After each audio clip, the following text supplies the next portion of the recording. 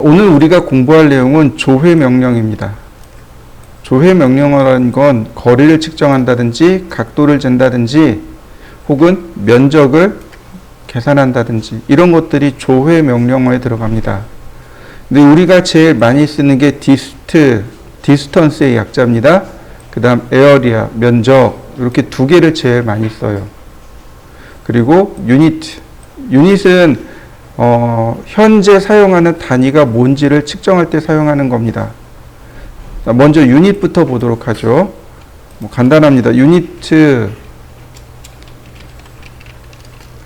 그러면 이렇게 대화 상자가 뜹니다.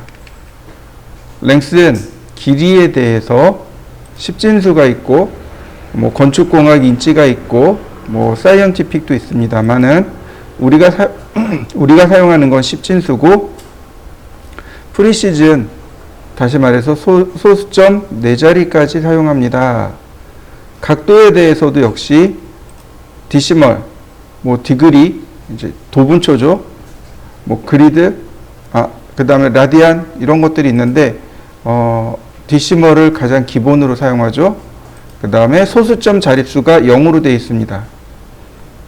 그리고 기본 단위 밀리미터 확인해 보시면 되겠고요.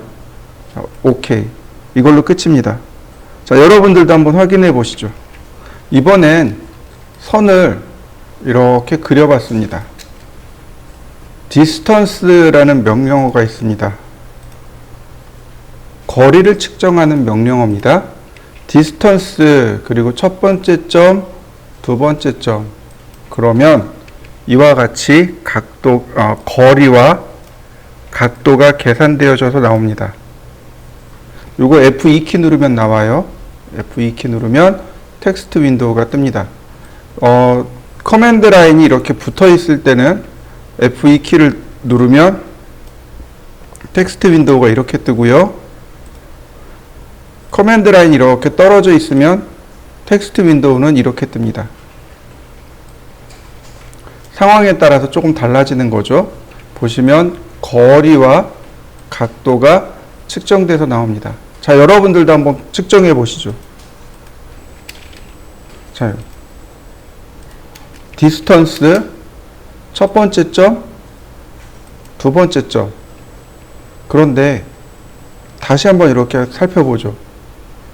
디스턴스 그리고 거리에 대해서는 소수점 4자리 나오죠.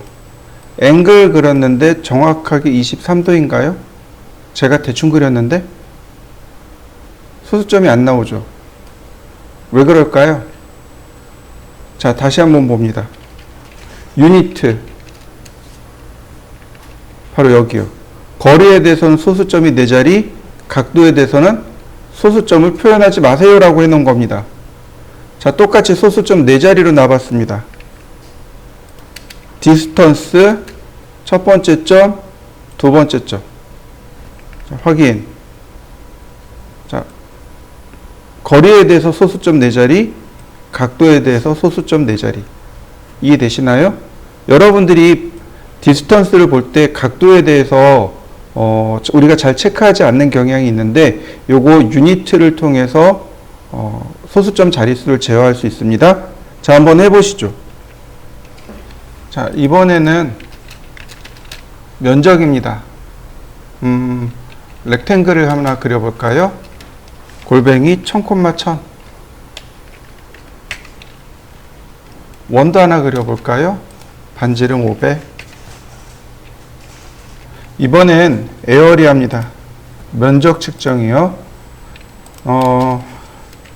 AA. 에어리아는 단축 명령어가 AA입니다. 디스턴스는 DI가 되겠고요. 면적은 AA입니다. 면적 명령어 실행하면, 에어리아 명령어 실행하면 퍼스트 코너 포인트 점을 물어봐요. 넥스트 포인트 이렇게 면적이 나오는 거 보이시죠? 자, 다 했네요. 엔터. 그러면 이렇게 면적이 계산되어져서 나옵니다.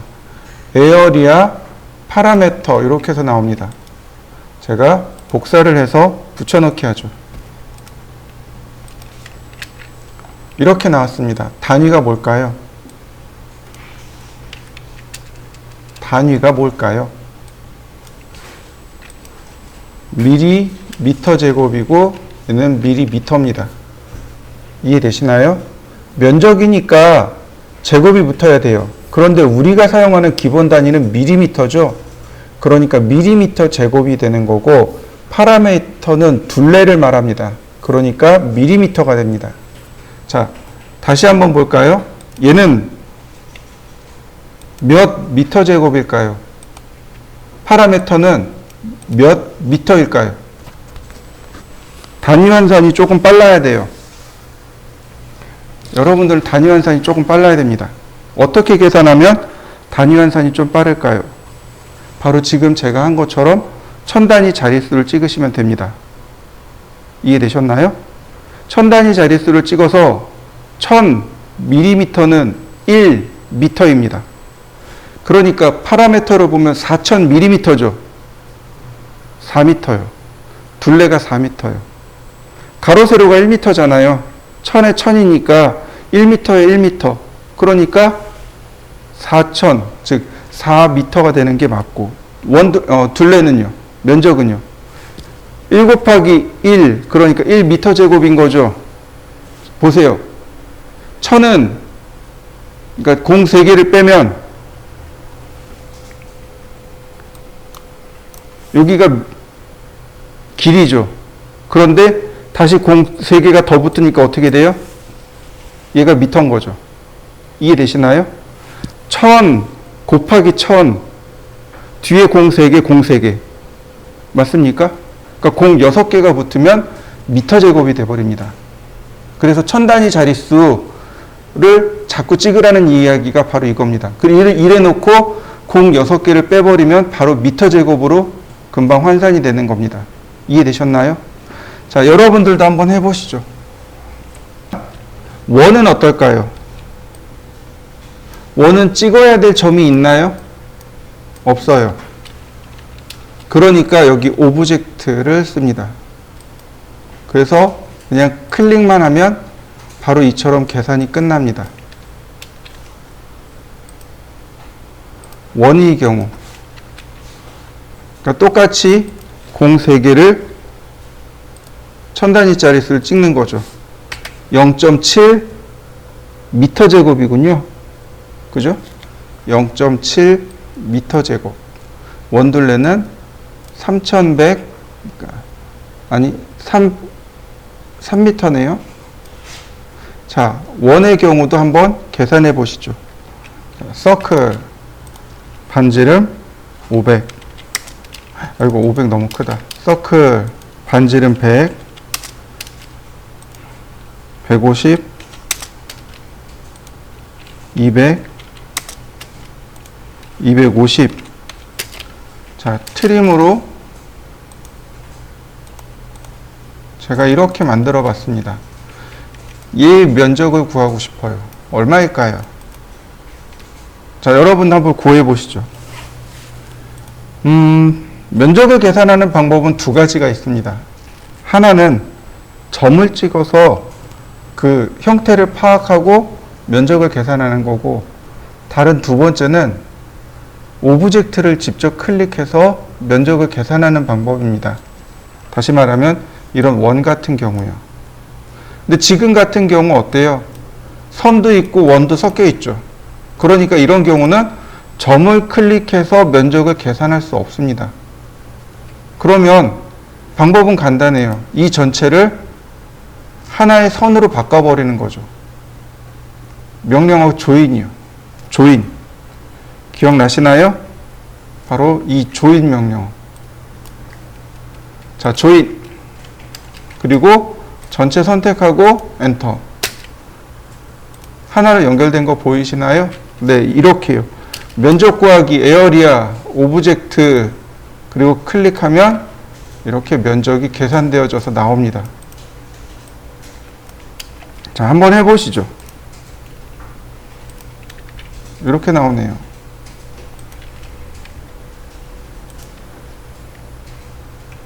이번엔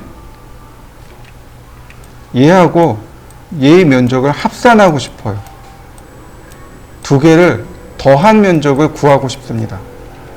에어리아, 그 다음에 보니까 여기에 뭐가 있냐면 add 에어리아가 있고 서브트랙트 에어리아가 있습니다. 면적 더하기 면적 빼기. 우리는 지금 두 개의 면적을 합산하는 거잖아요. 그러니까 add 에어리아로 들어갑니다.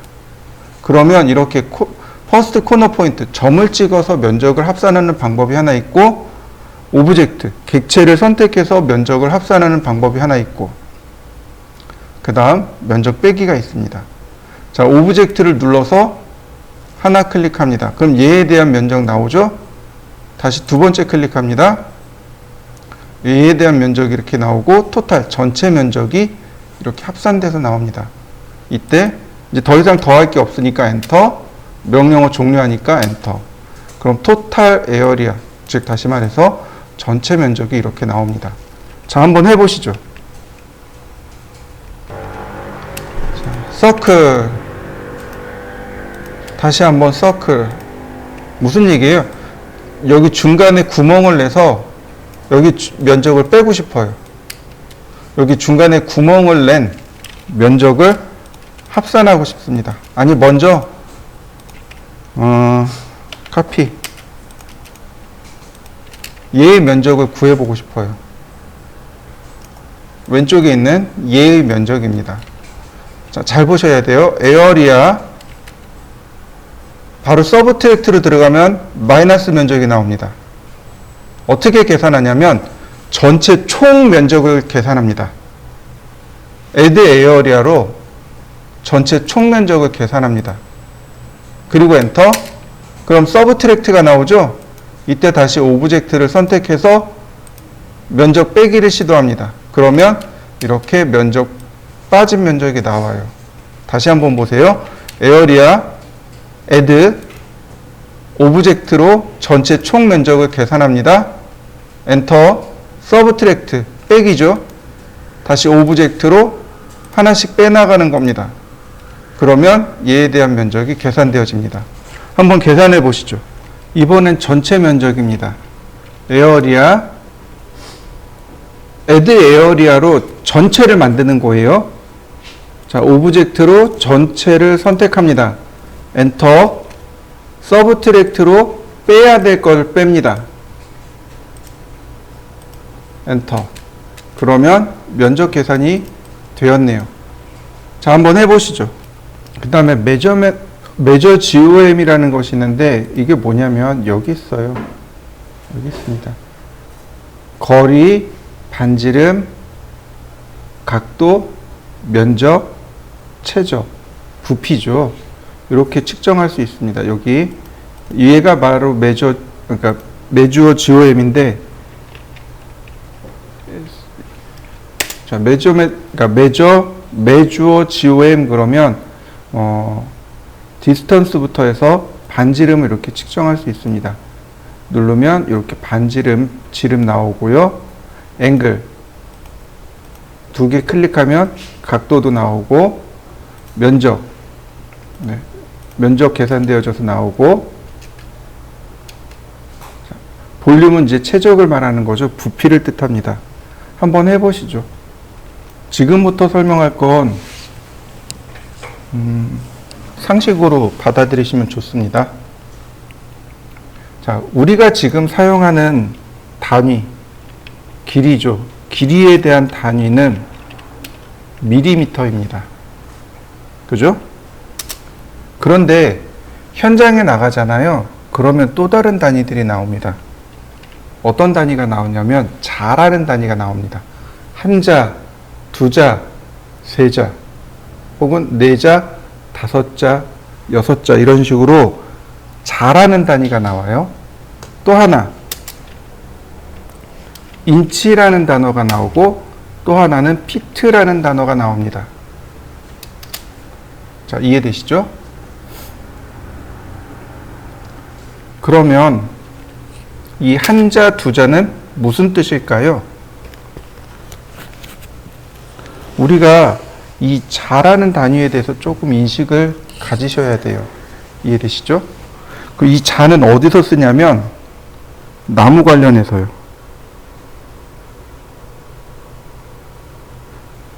나무 관련해서요. 합판집 가잖아요. 합판집 가면 세자, 여섯자 이렇게 얘기해요. 제일 먼저 뭐부터 이야기하냐면 두께부터 이야기합니다. 6T, 9T 이렇게 뒤에다 T자를 붙입니다. T가 두께란 뜻이에요. 티크니스의 약자입니다. 그러니까 3T 주세요. 그러면 두께 3mm짜리 합판을 찾는 겁니다. 6T 주세요. 그러면 두께 6mm짜리가 돼요. 이해되시죠? 그 뒤에 가로 세로 치수를 이야기합니다. 3의 6자, 3의 6 또는 세자의 6자 이렇게 얘기합니다. 합판집에서 그렇게 얘기해요. 무슨 뜻일까요? 이거요. 장롱을 파는 집에 가면 똑같이 얘기해요. 지금은 그런 일이 없지만 지금은 이제 요즘은 붙박이장이 대세죠. 근데 라떼는 저 때는 제가 결혼할 때는 장롱을 사야 했습니다. 그때는 붙박이장이 되게 부잣집에만 있었거든요. 그러니까 이제 결혼식을 딱 하려고 그러니까 이제 와이프한테 이제 프로포즈하고 이제 결혼식을 딱 하려고 그러는데 제일 먼저 하는 일이 장롱을 사는 일이었어요. 엄청 돌아다녔어요. 가구집을 엄청 돌아다녔습니다. 근데 장롱집에 가서 이제 가구를 구하는데 거기서 그래요. 12자는 사야죠. 아이 무슨 신혼집이 그렇게 커요? 9자면 충분해요. 아니 좀 크던데요. 그럼 한 10자 반 쓰시면 돼요. 이렇게 얘기합니다. 장롱도 나무를 다루잖아요. 그러니까 자단위를 쓰는 겁니다. 이해되시죠? 유리집에 가도 자단위를 써요. 유리집에 가도. 이제 결혼해서 애를 낳았는데 어느 날 애가 유치원에서 물고기를 받아온 거예요. 별의별 거 다 받아와요. 곤충도 받아와요. 그래서 뭐 별의별 거 다 해봤어요. 물고기도 키워봤고요. 곤충도 키워봤어요. 이 살아있는 그 생물을 키우면 애들 되게 좋아하거든요. 그러니까 근데 이제 엄마 아빠가 이제 지식이 별로 없다 보니까 금방 죽어요. 그럼 이제 얘를 또 그러니까 뭐 마트나 이런 데 가서 또 사다 키우거나 아니면 진짜 잡으러 다녀야 돼요. 저 그 곤충 잡아다 키웠어요. 잡아다 키웠어요. 근데 어쨌든 그러니까 어항을 사러 갔는데 자반 어항이라는 걸 팔아요. 자반 어항. 자반 어항. 이렇게요. 자반 어항. 이렇게 얘기해요. 자반 어항. 처음에 이게 무슨 뜻인가 그랬어요. 한자 반 어항이에요. 한자 반. 유리집에서도 자라는 단위를 씁니다. 그럼 한자는 몇 센티미터일까요? 자, 이렇게 보시면 돼요. 한자는 여기서부터 여기까지가 한자입니다. 이해되셨나요? 네. 이거는 호랑이 담배 피던 시절이었어요. 이게 한 뺨이죠? 한 뺨이 한 자인 건 호랑이 담배 피던 시절이었습니다. 처음 15cm 정도 됐었어요. 근데 여러분들 한 뺨이 15cm인가요? 조금 더 클걸요? 대략 성인 남성으로 하면 한 20cm 정도 나와요. 그래서 나중에 20cm로 늘어납니다. 그랬다가 우리나라 이제 언제냐면 구한말 독립하고 나서 이 정도 어디쯤 해서 한자가 이렇게 바뀝니다.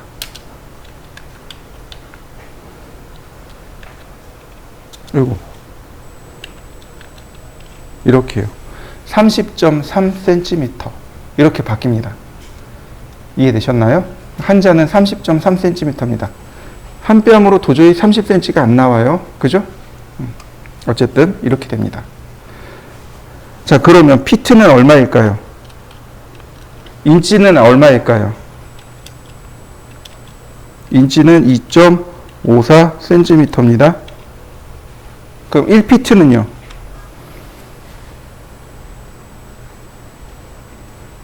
이 피트가요, 어디서 유래된 단어냐면, 푸트에서 유래된 단어입니다. 피트, 푸트, 이해되시나요? 풋이 발바닥이란 뜻이죠. 네, 성인 남성 발바닥 하나의 길이, 이게 1피트인 겁니다. 30.48cm. 이해되셨나요? 이게 피트입니다. 그러니까 동서양을 막론하고 기본 길이를 측정하는 것은 사람을 기준으로 해서 측정을 합니다. 지금 사용하는 밀리미터, 센티미터, 미터는 지구의 반지름, 둘레를 이용한 겁니다. 이해되시나요? 그러니까 변하지 않는데, 그러니까 한자나 피트는 어때요? 사람의 키가 크고, 이게 체형이 크면 어때요? 손발이 크잖아요. 근데 키가 작고, 그러면 손발이 작잖아요. 체형이 작잖아요. 누가 손해인 거예요? 손해인지 이득인지 모르겠네요. 하여튼 체형이 큰 사람은 뭐 자도 길 수밖에 없고 피트도 길 수밖에 없죠. 체형이 작은 사람은 자도 작고 피트도 작아질 수밖에 없는 거죠. 그 옛날에 그래서 맨날 이런 거 가지고 싸우는 거죠. 뭐 길이를 더 줬네 덜 줬네 이러고 싸우는 거죠. 그래서 역사를 보면 성군이라 그러죠.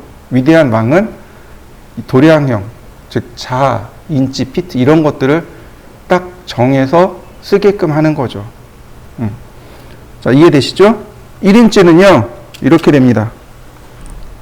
1 피트 나누기 12. 그러면 1인치가 됩니다. 차이점 이해되시나요? 자, 보시죠. 2.54 곱하기 12. 30.48 나오는 거 맞습니까? 네. 거꾸로 30.48 나누기 12. 그러면 2.54. 이게 이제 차이점입니다. 자. 그리고, 자, 그 다음에 또 이제 우리가 알아야 될 게 면적이네요. 면적은 미터 제곱이죠. 우리가 사용하는 건 면적 미터 제곱입니다. 근데 종종 평 단위를 사용해요. 한 평, 두 평. 그죠? 평이라는 단위를 사용합니다. 들어보셨죠? 집을 이야기할 때 주로 평 단위를 이야기하죠. 국민평수 30평 뭐 이렇게 얘기합니다. 그럼 한 평은 몇 미터 제곱일까요? 1평, 한 평이라고 그러죠. 그죠? 은 몇 미터 제곱일까요? 네, 이건 외워두시면 좋아요. 3.3 미터 제곱입니다.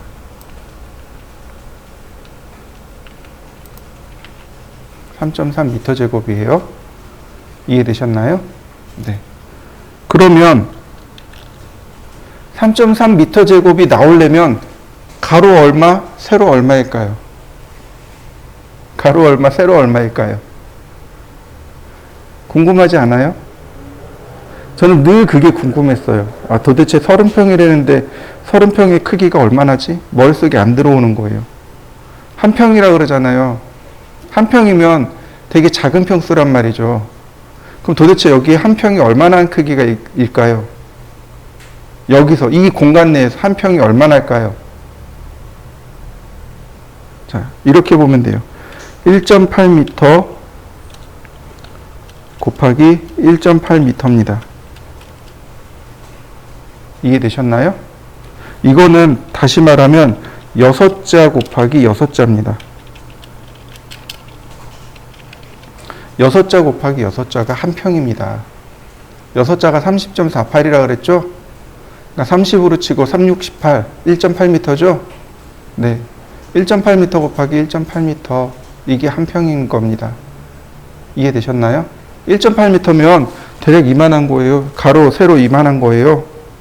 이만한 크기입니다. 이해되셨나요? 그래야 우리가 가장 약점이 뭐냐면 도면을 보고 이 도면이 얼마나 큰지 작은지 머릿속에 공간감이 안 생긴다는 겁니다. 이 공간감이 생기려면 꽤 오랜 시간이 지나요. 꽤 오랜 시간 작업을 해야 이 공간감이 생성이 됩니다. 평생 가도 이거 안 생기는 사람도 있어요. 단위만 보고도 아 이게 얼마나구나라고 머릿속에 떠올라야 훌륭한 설계자가 될 수 있습니다. 설계자라기보단 디자이너가 돼야 돼요. 왜냐하면 실무에서는 디자이너를 더 필요로 하지 설계자를 필요로 하지 않거든요. 설계자는 널리고 널렸어요. 디자이너들이 부족한 거죠. 인테리어 디자이너, 설계도 하고 디자인도 하고 이런 사람들이 오래 가는 겁니다. 자, 평수 이해되셨나요? 자요, 그거 하나 더 보죠. 헤베라는 단어가 있습니다. 루베라는 단어도 있습니다. 현장 가서 이거 이야기할 때 이게 정말 멘붕이 왔었어요. 헤베, 루베 그러는데 저게 뭐야? 헤베 그래요. 헤베. 한자로 쓰면요, 평방미라고 합니다. 루베, 입방미라고 합니다. 저거 중국식 한자가 아닙니다. 우리나라 한자도 아니고요. 저거 일본식 한자입니다. 이해되셨나요? 저 일본식 한자예요. 헤이베의 약자입니다. 헤이베, 네, 헤이베의 약자가 헤베입니다. 면적이에요. 면적입니다. 옛날 60년대, 50년대는 면적을 평방이라 그랬어요. 그리고 얘는 부피입니다. 미터 세제곱이요.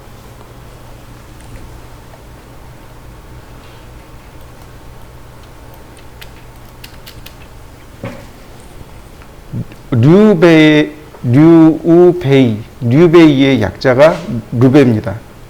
이해되셨나요? 현장 가면은요, 헤베도 쓰고 루베도 써요. 누가 헤베라는 단어를 쓰냐면 타일이요. 타일. 바닥에 이렇게 타일 깔잖아요. 이거 타일 까시는 분들이 헤베라는 단어를 써요. 페인트 칠하시는 분들이 헤베라는 단어를 씁니다. 면적이니까. 이해되시나요? 이분들은 면적을 계산해서 물량을 산출합니다. 물량을 산출하려고 면적을 계산해요. 그러니까 헤베라는 단어를 자꾸 씁니다. 루베는 누가 쓰냐면 레미콘이요. 레미콘 차 어떻게 생겼는지 아시죠? 그죠? 그 레미콘 차에다가, 그 레미콘 회사에다가 오늘 이렇게 얘기해요. 오늘 방통 칠 건데 6루베 보내주세요. 12루베 보내주세요. 이렇게 얘기합니다. 이해되셨나요? 6루베 그러면 6m 세제곱 보내주세요. 이렇게 얘기하는 겁니다.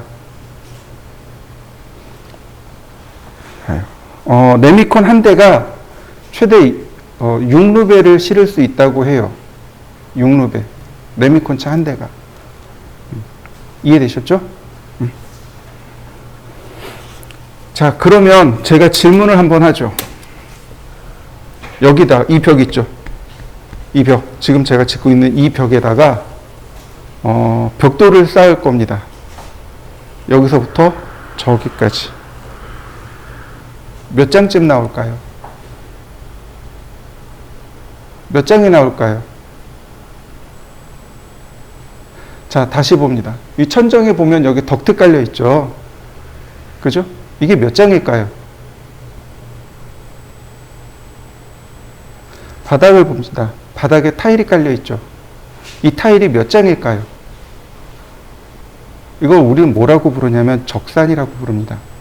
물량 산출이요. 그러니까 자재의 물량 산출. 이걸 또 다른 말로 적산이라고 합니다. 이해되셨나요? 1차원적인 적산을 설명드릴 테니까 잘 기억해 두세요. 전체 면적 나누기 자재 한 개의 면적이요. 그러면 물량이 나옵니다. 이거 초등학교 때 했었어요. 그죠? 전체 면적 나누기 하나의 면적 하면 개수가 나오는 거죠. 근데 이게 적산, 물량 산출의 첫 번째입니다. 이게 첫 번째예요. 근데 대체적으로 다 여기에 해당해요. 대체적으로 다 여기에 해당합니다. 이해되셨나요? 여러분들은 이거 잘 하셔야 돼요. 그러니까 보통 이렇게 얘기하죠. 야, 내일 여기 벽돌 쌓을 거야. 내일 조적할 거야. 벽돌 주문해놔. 이렇게 하고 퇴근해 버립니다. 그럼 이제 벽돌 개수를 여기다가 확인해야 되겠죠. 그죠? 어떻게 확인해요? 이 벽의 전체 면적 나누기 벽돌 한 장의 면적. 그러면 벽돌의 개수가 나오겠죠? 거기다가 조금 더 플러스 하는 겁니다. 반도막이라든지 이런 것들, 뭐 7호도막이라든지 이런 것들이 있어요. 이런 것들 쓰기 때문에 조금 더 해서 주문해야 됩니다. 어쨌든 이게 지금 여기 나와 있는 얘가 적산, 즉 물량 산출의 가장 초보적인 지식입니다. 꼭 기억해 두시면 좋겠습니다. 하나 더 있어요. 우리가 좀 기억해야 될 게 하나 더 있습니다. 중량은 어떻게 계산할까요? 중량이요. 중량. 이게 중량 대비 가격이 나오는 것들이 있어요. 예를 들어서 쇠붙이 있죠. 철. 철 같은 경우는 1kg에 대략 9,000원에서 10,000원 정도 해요. 그러니까 오늘의 시세가 좀 필요한 거죠. 그러니까 철공소에다 전화를 해요. 오늘 철 얼마나 해요? 그러면 오늘 뭐 9,800원 해요. 오늘 9,900원 해요. 이렇게 얘기해 줘요. 그러니까 시세가 그날 달라지는 거죠. 왜냐하면 수입해다 쓰는 것들이 있으니까 시세가 달라집니다. 이렇게 중량으로 그 자재를, 그러니까 비용을 계산하는 것들이 있어요. 그러면 중량을 계산할 수 있어야 됩니다. 이해되시죠? 중량 계산하는 건 되게 쉬워요. 부피에 곱하기 비중을 하면 됩니다. 부피면 미터 세제곱이죠? 미터 세제곱. 그죠? 미터 세제곱에 비중을 곱하면 돼요. 예를 들어서 철의 비중은 7.3 맞나? 네, 7.3. 그러니까 전체 비중을, 그러니까 전체 부피를 구하고 곱하기 7.3 해버리면 돼요.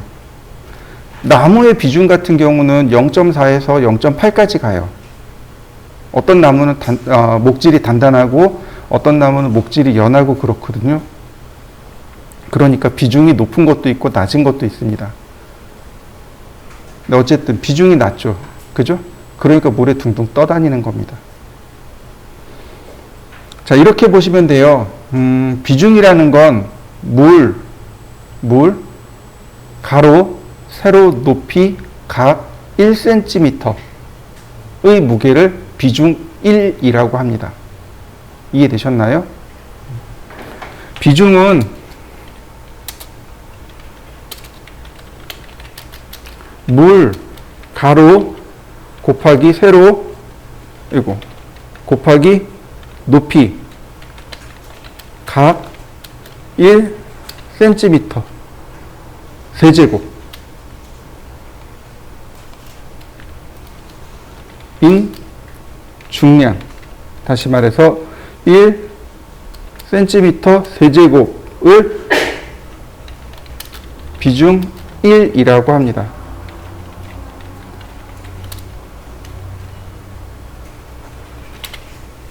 이해되셨나요?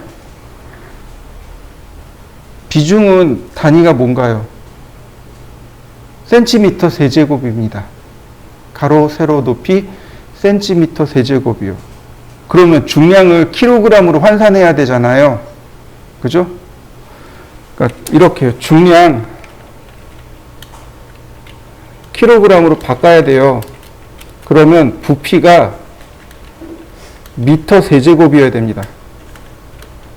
미터 세제곱이고 비중 센티미터 세제곱이면 킬로그램이 됩니다. 이해되셨나요? 비중이 센티미터 세제곱, 네, 비중은 단위가 그램 퍼 센티미터 세제곱입니다. 그래서 부피를 미터 세제곱으로 곱하고 이렇게 곱하면 이렇게 나와요. 중량 퍼 미터 세제곱인가 이렇게 나오는 걸로 알고 있습니다. 철의 비중은 7.8, 뭐 유리는 3.45, 그 다음 은은 10.5.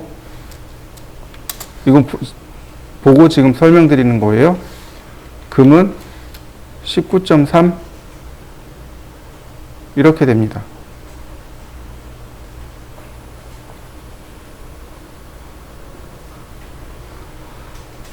자, 아까 나무가 얼마라 그랬나요?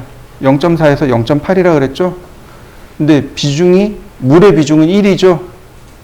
물의 비중은 1이죠? 그러니까 어때요? 1보다 작죠? 물에 뜬다라고 우리는 결론을 낼 수 있는 거죠. 아, 얘는 물에 뜨겠구나 라고 판단할 수 있는 거죠. 자, 이해되셨나요? 우리가 기본적으로 알고 있어야 될 기본 상식들입니다. 자, 하나만 더 해볼까요? 컬큘레이터, 계산기. 이렇게 계산기인데 CAL까지 쓰는 경우가 있고 CALC까지 쓰는 경우가 있습니다. 자, CAL 엔터. 그러면 커맨드 라인에다가 계산기를 두들겨서 사용할 수 있습니다. 예를 들어 4 더하기 5 곱하기 2. 네, 14 나오네요. 자, 여러분들도 한번 계산해 보시죠. 자, 그 다음에 CALC까지 써봅니다. CALC. 그리고 엔터. 컬큘레이터라고 합니다. 바로 이렇게 계산기가 떠요. 얘는 키보드로 눌러야 돼. 키보드로 이렇게 쓸 수 있어요. 4 더하기 5 곱하기 2 그리고 엔터. 그러면 이렇게 계산식이 나옵니다. 밑에 과학계산식이라든지 혹은 단위 바꾸는 거라든지 뭐 이런 것들이 조금 더 있습니다. 자, 그래서 공학용 계산기도 사용할 수 있고요. 그래서 급할 때는 계산기를 응용해서 사용할 수 있습니다. 자, 한번 해보시죠. 이거는 그냥 보기만 하세요. 렉탱글 70에 120이니까 190, 110. 옵셋 70, 55. 다시 조인.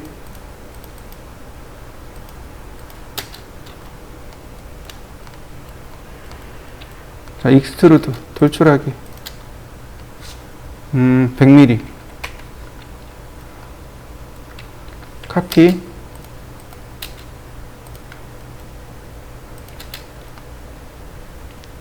그 다음 슬라이스 선택하고 엔터. 3포인트 원점 X방향 Y방향 다시.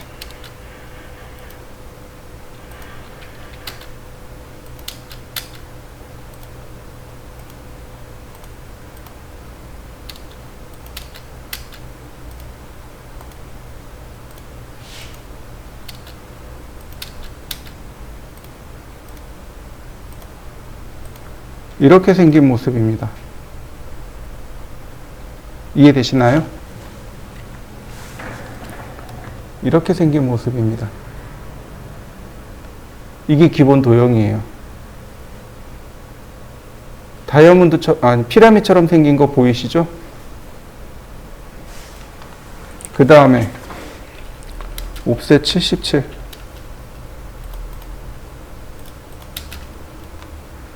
자, 그 다음 X라인 옵셋 10mm 다시 옵셋 30mm 트림.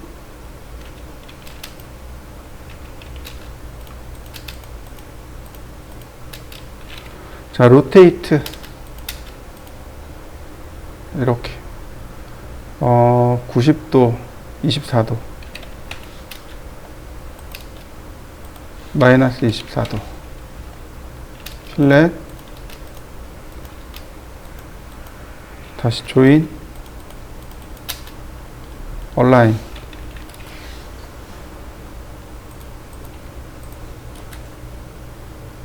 여기 점이 여기, 여기 점이 여기. 그 다음에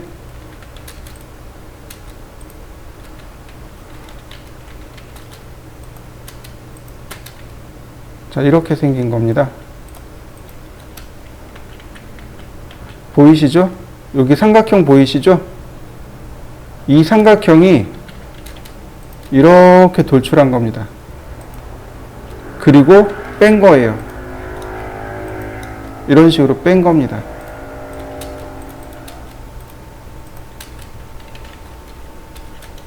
이런 모습인 겁니다.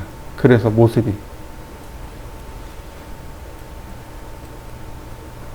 자, 형상 이해되시나요? 지금 이거 우측면도죠? 그 정면은 이렇게 나오고 평면은 이렇게 나옵니다. 그래서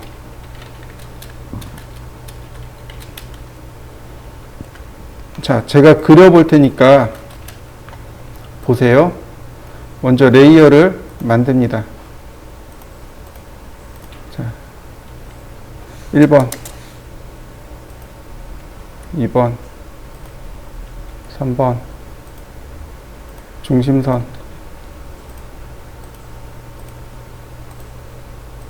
분선,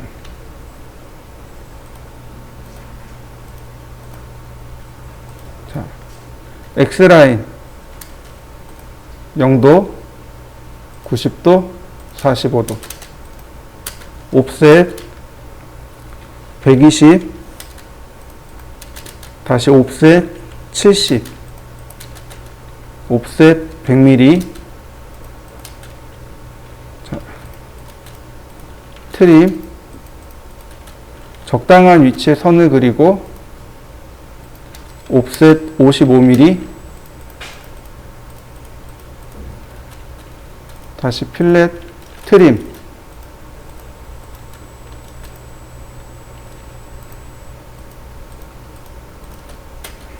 자, 여기까지 그려보시죠. 자, 그 다음에는 대각선으로 선을 그리시면 됩니다. 자, 이렇게요. 라인. 이렇게 끝점을 이용해서, 이렇게 대각선으로 선을 그리시면 돼요. 이런 식으로.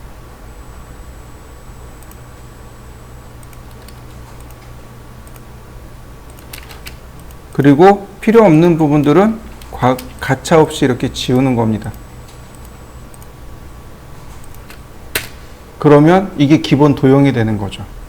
이 대각선은 전부 다 끝날 때까지 지우지 않습니다. 자, 여기까지 해보시죠. 우측면도에 보면 여기 삼각형이 이렇게 떠 있죠. 얼만큼 떠 있냐면 바로 여기 이쪽에 보면 알아요. 10mm라고 되어 있습니다. 10mm 이렇게 올려서 이렇게 자른 겁니다. 그래서 옵셋 10mm, 그 다음에 여기 삼각형에 여기서부터 여기까지 폭이 30mm입니다. 그래서 옵셋 30mm, 그 다음에 각도가 얼마예요? 이 선에서부터 114도입니다. 근데 지금 이 선이 90도잖아요. 그죠? 다시 말하면 이 선을 이쪽으로 24도, 이 선을 이쪽으로 마이너스 24도 회전하면 됩니다. 로테이트. 교차점, 그러니까 중심점이 여기에요. 이 수직선과 수평선이 만나는 점. 그 다음에 그냥 24 엔터. 다시 한번 선택하고 마이너스 24 엔터. 자, 필렛. 자, 여기까지 한번 해보시죠. 자, 그 다음엔 간단해요. 여기서 이렇게 선을 그리는 겁니다. 이렇게요. 이렇게 선을 그리시면 돼요. 라인. 자, 교차점에서 선을 그리고 다시 교차점에서 이렇게 선을 그리고 자요. 근데 무한정 그리는 게 아니고 얼만큼이요? 여기 77만큼이요. 여기에서 이렇게 그려진 겁니다. 옵셋 77 이렇게요. 그러면 필렛, 트림, 다시 필렛, 트림, 그러면 이런 모습이 됩니다. 여기까지 해보시죠. 자, 다음 보실까요? 그 다음에 보시면은요, 여기 삼각형 보이시나요? 이 삼각형이 누구냐면 바로 얘입니다. 이 부분이에요. 그래서 이걸 이렇게 끄집어내시면 됩니다. 라인, 꼭지점의 높이가 여기입니다. 이렇게 선을 먼저 그리시고 그 다음에 카피, 복사를 하는 겁니다. 이렇게 바깥쪽 이 삼각형 있죠? 요 두 개를 선택하고 베이스 포인트는 여기 꼭지점이고 그 다음 세컨 포인트는 여기입니다. 엔터, 베이스 포인트, 세컨 포인트. 그러면 여길 기준으로 해서 트림으로 잘라내고 여기 트림으로 잘라내면 됩니다. 여기도 트림으로 이렇게 잘라내면 우측면은 끝났습니다. 자, 여기까지 완성시켜 보시죠. 자, 지금부터 어렵습니다. 잘 보세요. 자, 지금 여기 30씩 떨어져 있죠.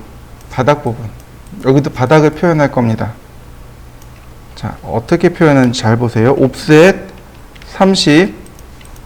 첫 번째는 여기에요. 그 다음에 자, 위에서 이렇게 바라다 보니까 내려다 보니까 누가 보이나요? 요 꼭지점하고 여기 꼭지점이 보이겠죠. 요 꼭지점의 위치는 여기서 끌고 가면 돼요. 이렇게. 이런 식으로. 이 꼭지점은 수직선을 이용해서 이렇게 끌고 갑니다. 그 다음에 보니까 이렇게 삼각형으로 퍼졌잖아요. 이걸 복사합니다. 카피. 이렇게요. 다시 한번 볼까요? 자, 여기는 여기서 가면 안 돼요. 이거 틀려요. 여기서 가면 틀려요. 어떻게 가냐면 이 선을 쭉 연장해서 바로 이 부분에서 이렇게 올라가야 됩니다. 이게 맞는 거예요. 이해되셨나요? 그러니까 라인을 더 그립니다. 이런 식으로 쭉 그리고 사선과 만나면 비로소 이렇게 수직선을 쭉 올립니다. 바로 여기 카피. 이 삼각형이 10mm 올라간 지점이 바로 여기란 뜻입니다. 이렇게 그리셔야 돼요.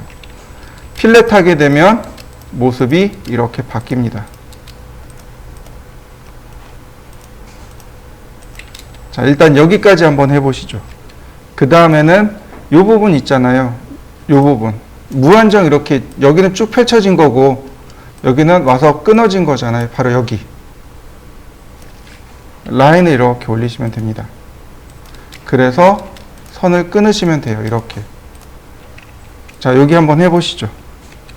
지금 우리가 그렸던 이 도형들은 뭐냐면 바닥이에요. 바닥. 여기에요. 근데 선이 여기서 이렇게 꺾어지잖아요. 네.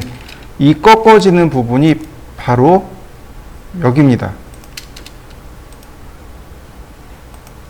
무슨 얘기냐면 여기서부터 이렇게 사선으로 올라간다는 뜻입니다. 이렇게 사선으로 올라간다는 뜻이에요. 그래서 이렇게 사선으로 연결해주면 네, 정면 끝납니다. 그러면 이게 바로 정면입니다. 자, 한번 여기까지 그려보시죠. 여기 꼭지점 있죠? 여기 꼭지점에서 이렇게 내리시면 됩니다. 꼭지점에서 내리시면 바로 요 지점이 돼요. 요 지점이 어디냐? 바로 여기입니다. 이렇게 만나는 부분. 자, 한번 해보시죠. 자, 여기 꼭지점을 올립니다. 이 꼭지점이요. 이 꼭지점이 여기에요. 이 부분입니다.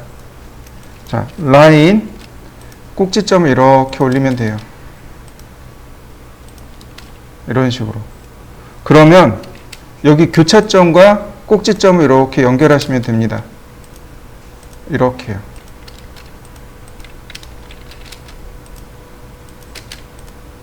지금 보시는 게 평면도입니다. 다 그렸네요. 정면도, 우측면도, 평면도. 뭐가 빠졌나요? 은선이 빠졌습니다. 그러니까 은선을 이렇게 그려주시면 됩니다.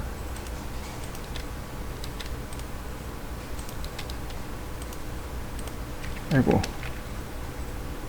이렇게 그려주시면 끝났습니다. 자, 보시면 이렇게 생겼습니다. 렉탱글. 그리고 자, 렉탱글 골뱅이 1200, 1200 이렇게 가로 세로가 1200인 계고부를 먼저 그립니다. 계고부예요. 이렇게 계고부라고 합니다. 10개자 입구자, 다시 말해서 벽면에 이렇게 구멍이 나 있는 부분들을 전부 다 계고부라고 합니다. 이런 계고부에다가 창틀을 먼저 넣어야 됩니다. 옵셋 45mm, 창틀은 45mm. 이 안에 창문이 들어가는데 라인, 미드포인트에서 미드포인트로 넣으면 이렇게 두 개가 마주쳐 있잖아요. 근데 사실은 어떻게 되냐면 창문이 겹쳐져 있단 말이죠. 무슨 얘기인지 이해되시나요? 네, 창문이 이렇게 닫히고 이렇게 열리는 게 아니잖아요. 그죠? 어떻게 돼요? 이렇게 와서 겹치는 거죠. 그죠? 그러니까 중간 부위, 지금 저 중간 부위가 겹쳐지는 건데 얼마만큼 겹쳐지냐면 창문의 폭만큼. 지금 창문이 폭이 60mm로 되어 있습니다. 그러니까 60mm만큼 겹쳐지게 됩니다. 그래서 이렇게 합니다. 옵셋 30mm 이렇게요.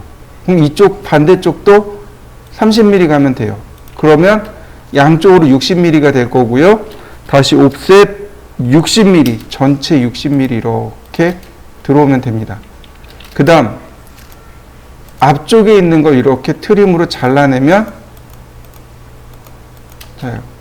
그러면 이쪽이 앞에 있는 거, 이쪽이 뒤에 있는 유리창이 되는 거죠. 자, 한번 해보실까요? 그럼 위에서 본 모습은 어떻게 될까요? 제가 요만큼을 잘라서 여기를 지웠습니다. 이렇게요. 제가 여기를 잘라서 이 위에를 다 지웠습니다. 그리고 이 위에서 봅니다. 그럼 어떤 모습일까요?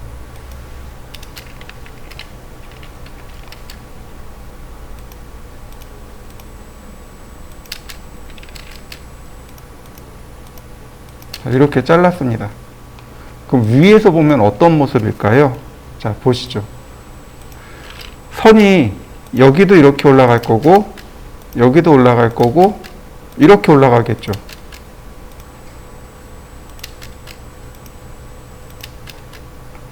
선들이 이렇게 올라가겠죠.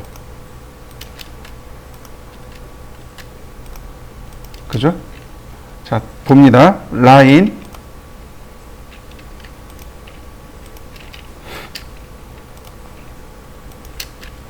이 폭이 창틀의 폭입니다. 창틀의 폭이 150, 120, 그리고 80 이런 정도로 존재합니다. 여러 종류가 있어요. 자, 옵셋 150 여유 있게 150 썼습니다. 그럼 라인을 그리면 창틀이 이렇게 보입니다.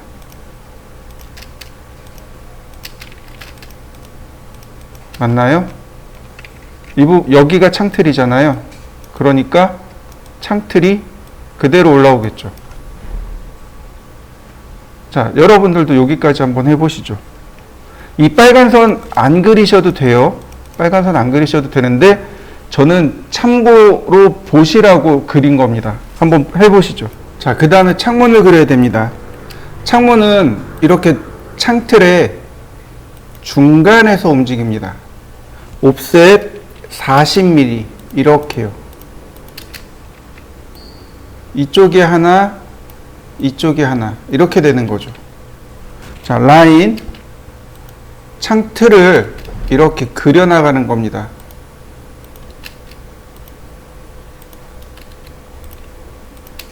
자, 그러면 나머진 필렛으로 선 정리하면 돼요. 그러면 얘가 창문이 되는 거죠. 창문이 이렇게 중간에 겹쳐져 있는 걸 확인할 수 있습니다. 자, 여러분들도 한번 해보시죠. 이렇게. 이런 모습이 되는 거죠. 자, 마지막으로 뭐만 넣으면 돼요? 이렇게 유리를 넣으면 되는 거죠. 다시 보면 여기가 정면이고 여기가 평면이 되는 거죠. 그러니까 설계는 이렇게 정투상을 원칙으로 합니다. 그래서 정투상을 잘하는 사람이 결국은 설계를 잘하게끔 되어 있습니다. 자, 완성시켜 보시죠. 자, 이번에는 얘를 그릴 겁니다. 생각보다 많이 어려워요. 오늘 못하면 다음 시간에도 할 겁니다. 자, 먼저 똑같아요. 전체 크기를 지정할 겁니다. X라인 0도, 90도, 45도 트림으로 잘라내고요. 자, 가로로 400mm, 옵셋 400mm. 그 다음에 이 높이가 얼마냐면 100mm입니다. 왜 100mm인가요? 그러면 여기 반지름 100이요. 반원이거든요. 그래서 옵셋 100mm. 자, 트림으로 잘라내고요. 그 다음 적당히 거리를 띄워서 역시 기역자로 이렇게 그리고, 그 다음에 옵셋 280mm. 맞죠? 280? 네. 자, 필렛, 그 다음 트림.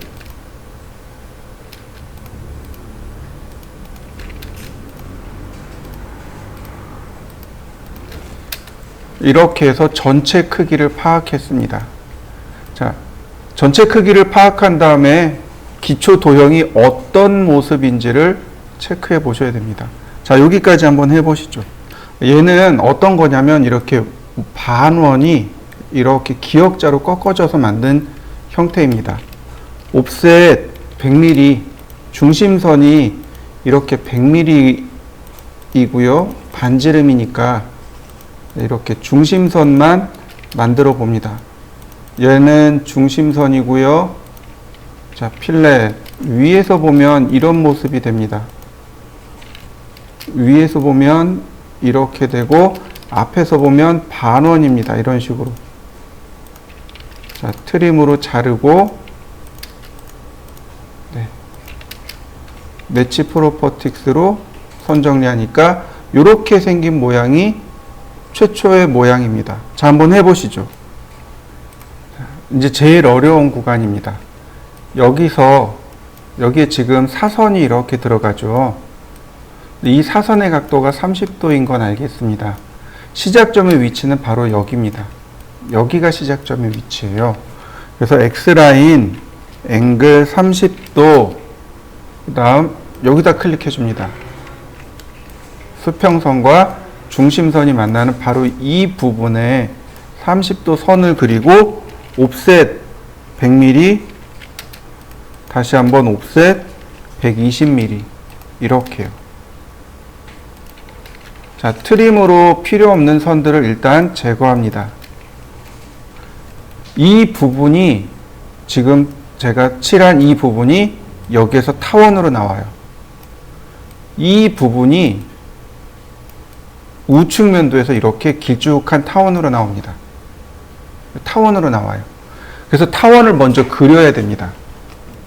먼저 중심선부터 찾습니다. 중심선, 그 다음 타원의 끝점. 자, 엘립스 중심 방식으로 중심, 끝점, 끝점, 그리고 트림으로 지웁니다. 자, 여기까지 한번 해보시죠.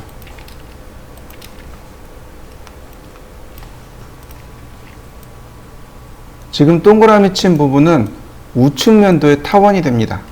그래서 똑같아요. 중심선을 먼저 이렇게 그립니다. 중심점의 위치를 찾아주고요. 그 다음에 끝점의 위치를 이렇게 찾아주게 됩니다. 역시 마찬가지로 엘립스, 중심, 끝점, 끝점. 자, 트림으로 지우면 네, 이런 모습이 됩니다. 자, 우측 면도에도 타원을 만들어 보시죠. 자, 다시 볼까요? 보시면 이 선의 높이가 30mm입니다. 30mm를 띄우시면 돼요. 그래서 옵셋 30mm 이렇게요.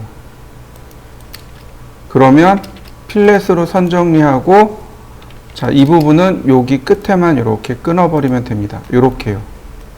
타원을 끊으면 됩니다. 이렇게 30mm 아래쪽에 타원을 끊고 바깥쪽으로 나간 선들을 지우시면 돼요. 그러면 이 타원, 이 사선에 대한 정면도와 우측 면도가 해결이 됩니다. 자, 한번 끊어 보시죠. 원에서 이렇게 30mm 올라가니까 바로 이 부분이 평면도에 보이게 되는 겁니다. 위에서 이렇게 내려다보면 반원의 끝부분, 그 다음 30mm 잘린 부분의 끝부분. 자, 라인, 여기 교차점에서 쭉 끌고 올라갑니다. 수직으로. 45도 사선 만나면 틀어버리세요. 이렇게. 정리하면 이런 모습이 됩니다. 지금 보시면 요만큼이 30mm 올라갔다는 뜻이에요. 다시 볼까요? 여기 바닥에서 30mm 올라갔죠? 네, 바로 이 부분. 수직으로 쭉 올립니다. 쭉 올리세요. 그 다음에 틀어버립니다. 필렛. 바로 이렇게 생긴 겁니다. 이렇게 해서 모양이 만들어진 거예요. 원래는 이렇게 선이 지워져야 하지만 일단 남겨놨습니다. 자, 여기까지 30mm 올라간 이 부분을 표현해 보시죠. 자, 이 앞부분에서 보시면 사각형이 이렇게 그려집니다. 옵셋 바닥에서 60mm 이렇게 올라갑니다. 옵셋 60mm 이렇게요. 그리고 좌우로 40mm, 옵셋 40 이렇게요. 자, 매치 프로퍼틱스를 해보면 이런 모습이고, 자, 선 정리를 하면 자, 이렇게 생겼습니다. 이렇게 생긴 선이 지나갑니다. 다시 말하면 여기에 옵셋 40mm 선이 이렇게 지나가는 겁니다. 매치 프로퍼틱스로 선을 정리하고요. 자, 트림으로 자르고요.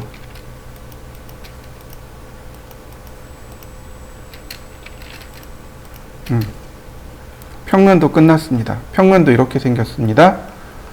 자, 그리고 이 부분, 바로 여기 원과 수직선이 만난 교차점에서 수평선을 그립니다. 여긴 없어져요.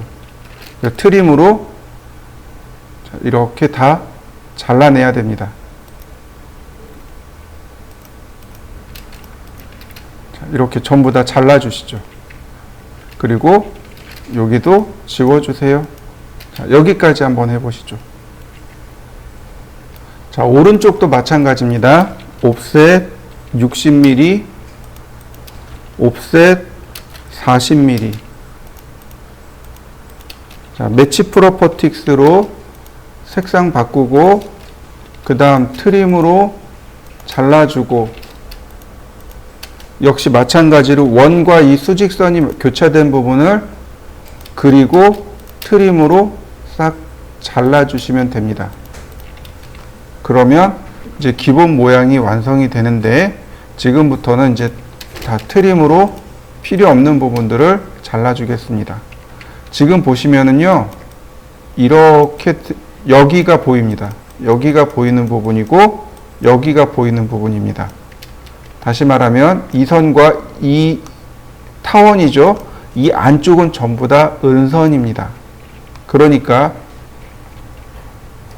선택하고 은선으로 바꿔주고, 자, 이 부분도 여기까지 해서 자르셔야 되는데, 보시면 여기 라인이 이렇게 있고요, 여기 라인이 있고요, 여기 잘립니다. 다시 말하면 이 선들이 은선입니다. 이렇게요. 그 다음 여기 기준으로 해서 트림하고 익스텐드, 자 매치 프로퍼틱스로 은선 바꿔주고, 그 다음 선이 여기니까 여기를 이 부분을 원포인트 브레이크 선택하고 퍼스트 포인트 한번, 세컨 포인트 한번. 자 여기도 마찬가지 트림하고 라인 긋고, 다시 한번 트림하고 라인 긋고, 자 매치 프로퍼틱스로 노란색 바꿔주면 네 우측면은 끝납니다. 정면도 마찬가지입니다. 자 똑같이 라인 긋고, 이렇게 보이는 부분들이 있습니다. 이렇게 자, 트림으로 끊고 선 연장하고 은선 처리합니다. 그 다음에 누가 또 은선이냐면, 자 보시면 여기가 보여요. 이렇게 보입니다. 다시 말하면 요 선이 여기입니다. 그래서 요 부분 여기가 은선입니다. 이렇게 은선으로 나옵니다. 여기도 은선입니다. 여기는 한전 브레이크 씁니다. 브레이크 퍼스트 포인트, 세컨 포인트. 그래서 이렇게 나머지 선 정리하면 네, 끝났습니다.